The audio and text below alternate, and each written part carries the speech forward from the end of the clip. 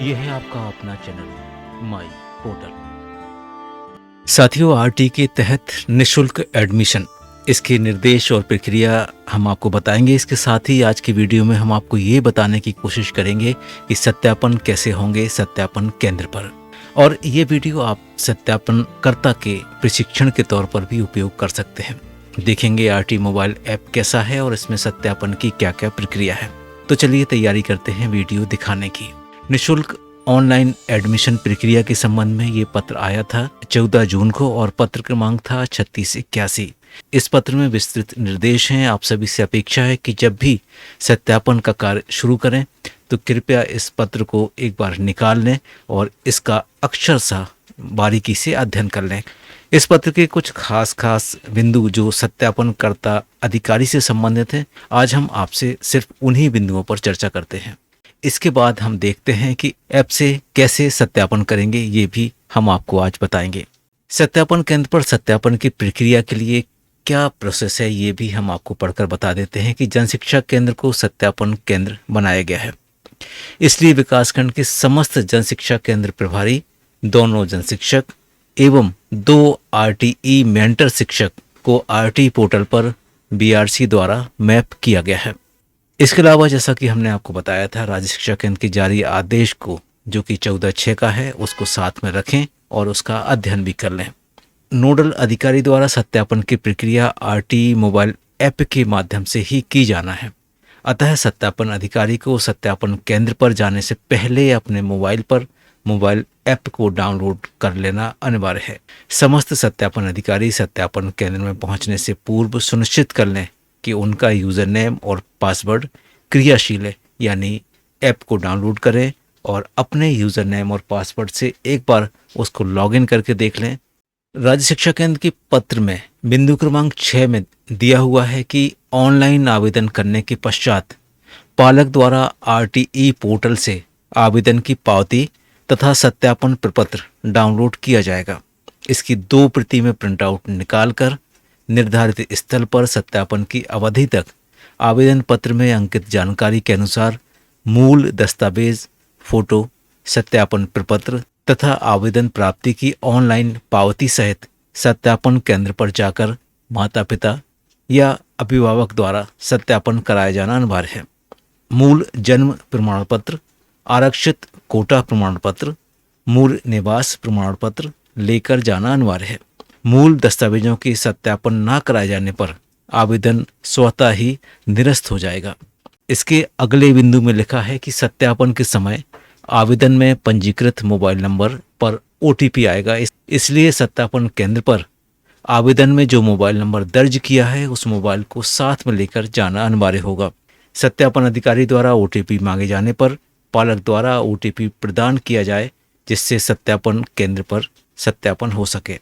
अगला बिंदु कुछ इस तरह से है कि सत्यापन अधिकारी आवेदक द्वारा आवेदन में अंकित दस्तावेजों का आवेदन के मूल दस्तावेजों से सत्यापन करेंगे। आवेदक ने आरटीई में निशुल्क प्रवेश हेतु जिस निर्धारित कोटा, निवास, क्षेत्र, आयु अनुसार जिस कक्षा में प्रवेश हेतु आवेदन किया है उसका सत्यापन उस कोटे, आयु, आधार कार्ड एवं निवास से संबंधित मूल प्रमाण पत्र से किया जाएगा। सत्यापन हेतु आवेदक अपने नज़दीकी किसी भी जनशिक्षा केंद्र में जाकर सत्यापन करा सकते हैं। बिंदु क्रमांक 6.4 यानी अगला बिंदु कुछ इस तरह से है कि सत्यापन अधिकारी अपने मोबाइल ऐप पर अपनी यूनिक आईडी तथा पासवर्ड से लॉगिन करेंगे एवं आवेदन पत्र में अंकित विवरण दर्ज करेंगे। सत्यापन केंद्र पर जाने के पहले सत्यापनकर्ता अधिकारी अपने मोबाइल ऐप को लॉगिन करके देख लें। यदि ऐप पर लॉगिन नहीं हो रहा है तो अपना पासवर्ड रीसेट कर लें। यदि मोबाइल नंबर बदल गया है तो मोबाइल नंबर को जिला शिक्षा केंद्र के माध्यम से अपडेट करा लें।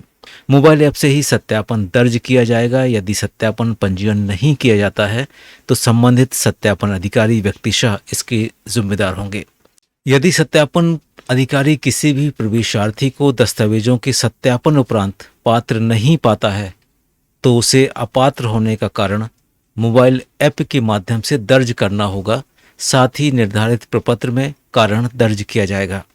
अगला बिंदु है कि सत्यापन अधिकारी द्वारा सत्यापन करने के उपरांत सत्यापन होने की सूचना का एसएमएस प्राप्त होगा।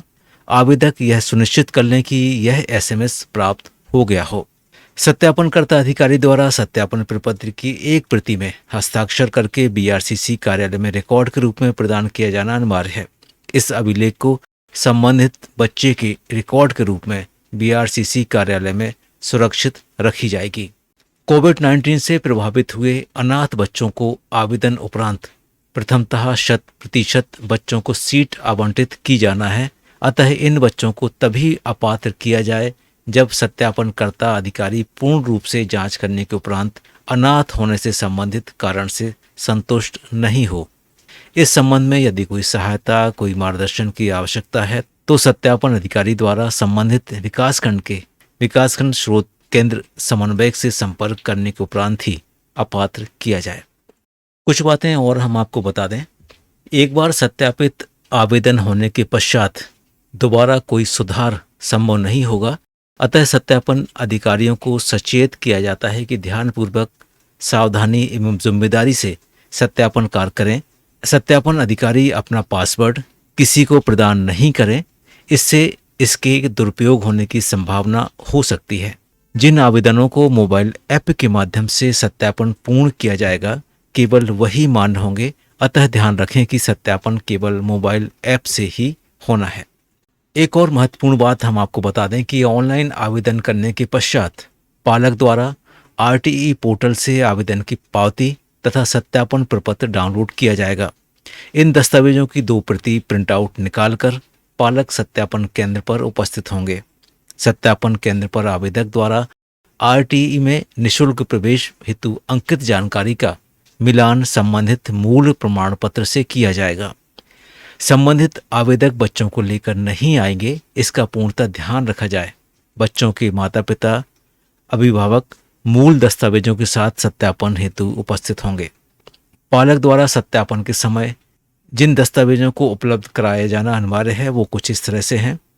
ऑनलाइन आवेदन की पावती तथा सत्यापन प्रपत्र 2 प्रति में, आरक्षित कोटे से संबंधित प्रमाण पत्र जैसे अनुसूचित जाति, अनुसूचित जनजाति, अगर इन वर्गों से है तो इनका जाति प्रमाण पत्र, वैध बीपीएल कार्ड या अंत्योदय कार्ड, जिस निवास क्षेत्र में स्कूल हेतु आवेदन किया है उसका निवास प्रमाण पत्र, जन्म प्रमाण पत्र, आवेदन में अंकित मोबाइल नंबर पालक के पास ओटीपी हेतु उपलब्ध हो, और आधार कार्ड।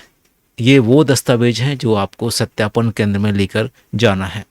कुछ और बातें हम आपको बता दें जिनमें अक्सर संशय बना रहता है, जैसे निवास का प्रमाण पत्र।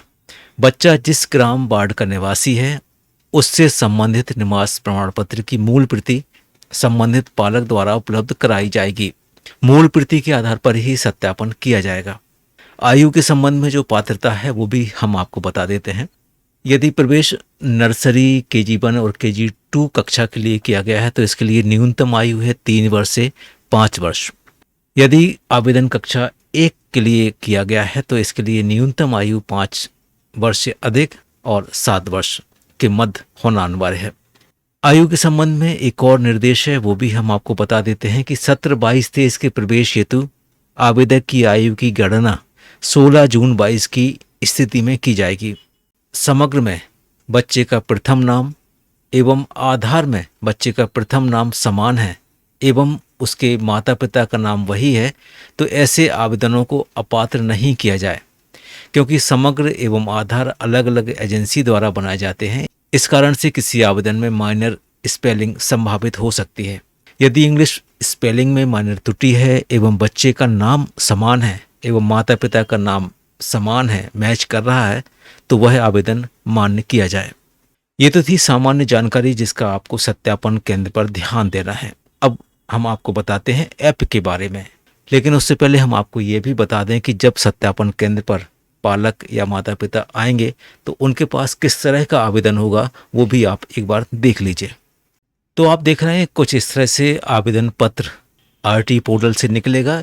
इसका प्रिंट आउट पालक या माता पिता लेकर सत्यापन के लिए उपस्थित होंगे। इसमें आवेदन क्रमांक लिखा हुआ है, आवेदन वर्जन लिखा हुआ है, सत्यापन कोड लिखा हुआ है, सदस्य की आईडी लिखी हुई है, समग्र परिवार आईडी भी लिखी हुई है।